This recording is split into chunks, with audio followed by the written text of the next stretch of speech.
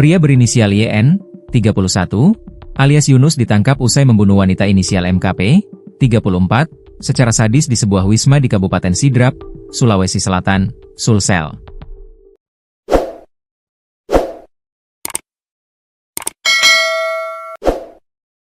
Polisi pun merilis tampang pelaku.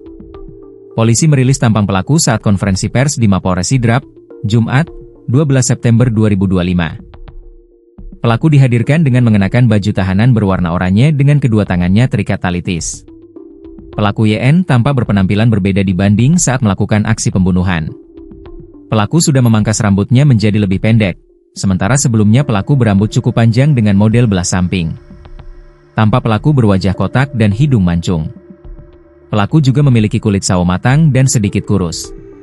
Kapolres Sidrap AKBP Fantri Taherong mengatakan pelaku ditangkap di sekitar rumahnya di wilayah Kabupaten Wajo pada Selasa 9 September.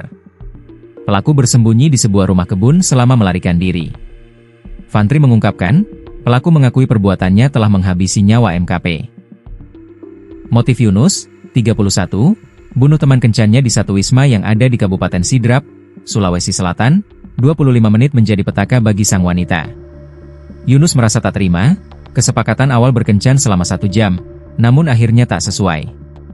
Teriakan korban membuat Yunus murka hingga akhirnya gelap mata.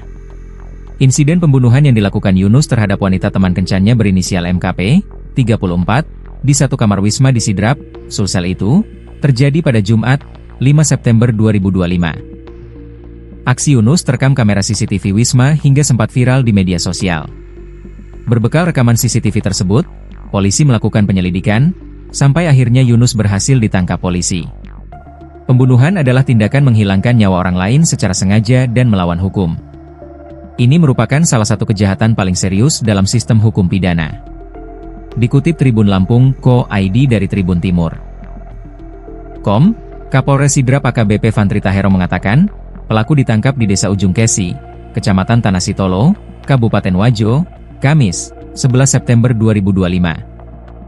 Saat itu, pelaku bersembunyi di rumah tengah sawah. Setelah kami melakukan serangkaian penyelidikan dan mendapatkan CCTV, kami bisa langsung mendapatkan identitas pelaku. Kami lacak, ternyata yang bersangkutan sembunyi di rumah tengah sawah setelah membunuh korban, ujarnya saat konferensi pers, Jumat, 12 September 2025. Fantri pun menjelaskan, pembunuhan yang dilakukan Yunus terhadap MKP dipicu kesepakatan waktu yang tak sesuai. Yunus dan korban berkenalan melalui aplikasi micet dan sepakat bertemu di Wisma Sidrap.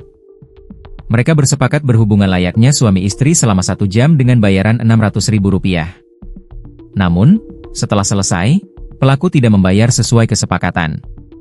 Pelaku berdalih durasi layanan masih tersisa 25 menit. Yunus merasa ada sisa waktu 25 menit terakhir, sehingga meminta kembali untuk berhubungan namun tidak digubris korban, jelasnya.